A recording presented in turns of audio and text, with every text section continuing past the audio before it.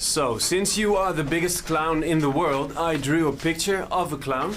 This is for you. And I can also confirm that you've been nominated for the biggest clown in the world prize. Thank you very much. This I didn't know. Wow. Thank you very much. Yeah, my pleasure. Coming from you in particular, this is very meaningful. Yeah, this is no joke. You are the biggest clown that I have ever seen.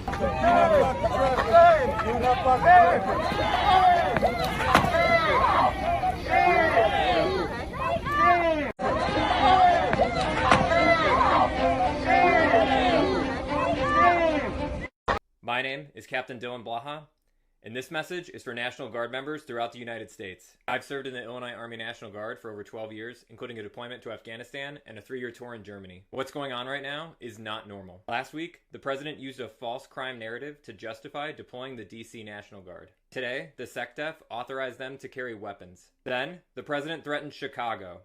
This isn't about crime, this is a power grab.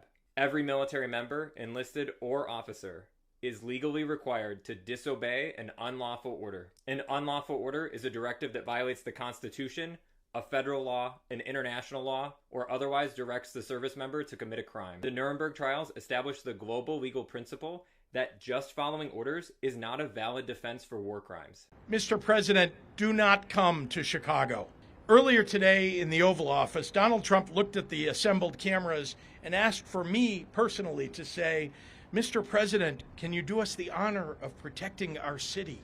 I have some slob like Pritzker criticizing us before we even go there. I made the statement that next should be Chicago because, as you all know, Chicago is a killing field right now.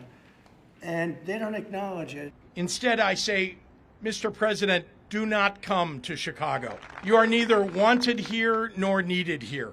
Hopefully, the president will reconsider this dangerous and misguided encroachment upon our state and our city's sovereignty.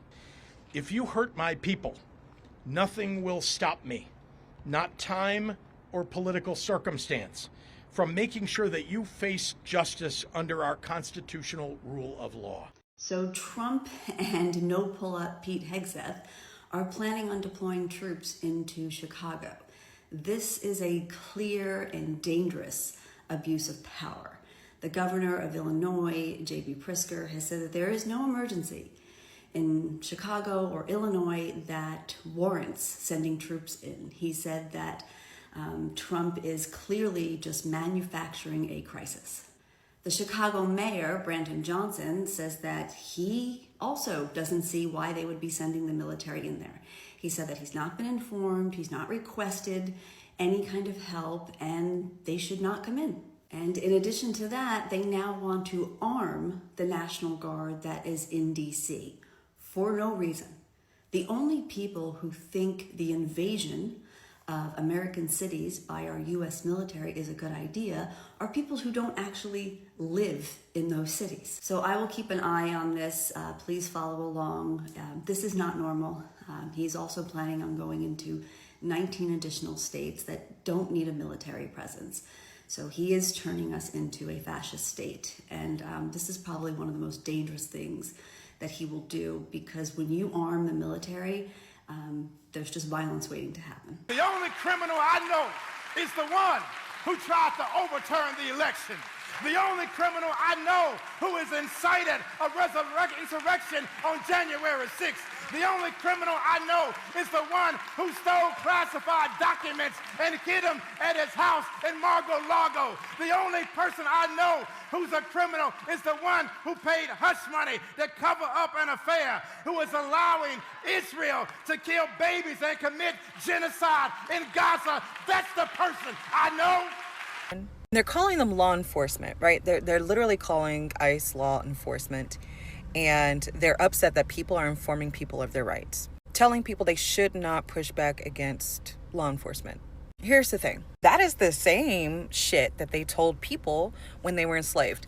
Don't push back. There are laws. You're supposed to follow our laws. This is the same shit they told people during civil rights. There are laws. You're not supposed to push back against what we told you can and can't do. This is the same shit that happened during the suffrage movement. There were laws. We were told not to push back against them. The same shit that happens repeatedly throughout history, in which they tell us what we can and can't do, and we have to remind them that the people want something different.